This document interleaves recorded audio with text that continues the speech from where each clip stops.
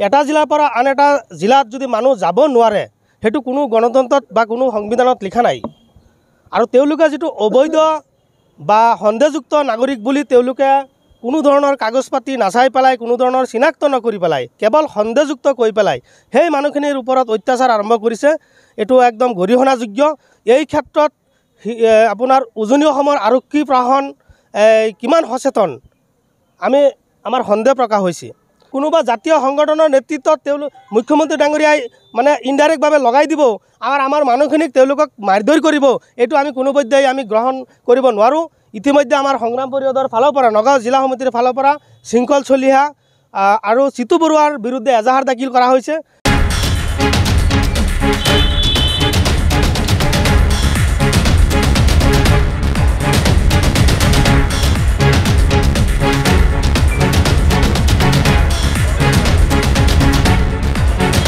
আমি আশা কৰিছোঁ জিলা প্ৰশাসনে, শিৱসাগৰ জিলা প্ৰশাসন বা উজনি অসমৰ আৰক্ষী প্ৰশাসনে এই দুষ্ট চক্ৰৰ বিৰুদ্ধে নিশ্চয় আইনী ব্যৱস্থা গ্ৰহণ কৰিব। কাৰণ এই ৰাজ্যখনত বিভিন্ন জাতি জনগোষ্ঠীয়ে বসবাস কৰা এটা ধুনীয়া ৰাজ্য। ইয়াত আইন শৃংখলা কোনোবাই অৱনতি ঘটাব বা অশান্তিৰ পৰিৱেশ সৃষ্টি কৰি আমাৰ মাজত বাতৃঘাতী সংঘৰ্ষ লগোৱাৰ এটা চেষ্টা অব্যাহত ৰাখিব, এইটো কোনোপধ্যে আমি মানি নল'ম। যদি উজনি অসমত তেনেকুৱা শ্ৰমিকৰ ওপৰত অত্যাচাৰ হয়, ইয়াৰ প্ৰত্যুত্তৰ কিন্তু বেলেগ জিলাত আমাৰ যিখিনি সংখ্যাগুৰু আমাৰ মুছলমান মানুহখিনি আছে, তাত যদি আমাৰ মুছলমান মানুহে কৈ দিয়ে যে ইয়াত বেলেগ ধৰ্মৰ মানুহ থাকিব নোৱাৰিব, তেতিয়া কি অসমত এটা সংঘাত সৃষ্টি কৰা হ'ব। গতিকে আমি এই সংঘাত কেতিয়াও আমি সংঘাতত নাযাওঁ।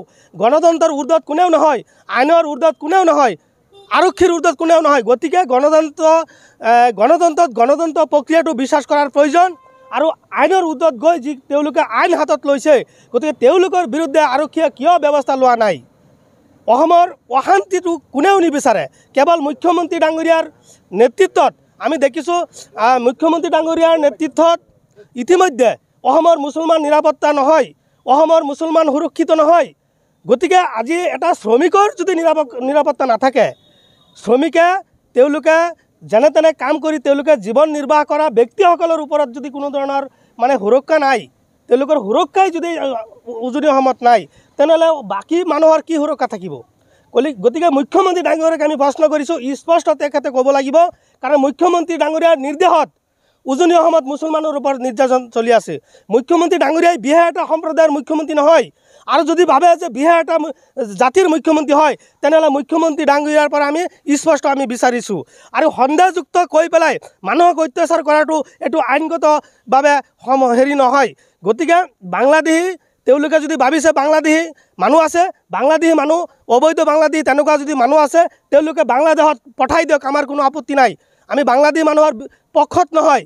কিন্তু অবৈধ বাংলাদেশী, সন্দেহযুক্ত বাংলাদেশী কৈ পেলাই ভাৰতৰ নাগৰিকসকলক, অসমৰ নাগৰিকসকলক যদি অত্যাচাৰ কৰে, ইয়াৰ বিৰুদ্ধে আমি সংগ্ৰাম পৰিষদ, বিভিন্ন জাতীয় দল সংগঠন, অসমৰ সচেতন মানুহ কিন্তু ইয়াত বহি নাথাকে।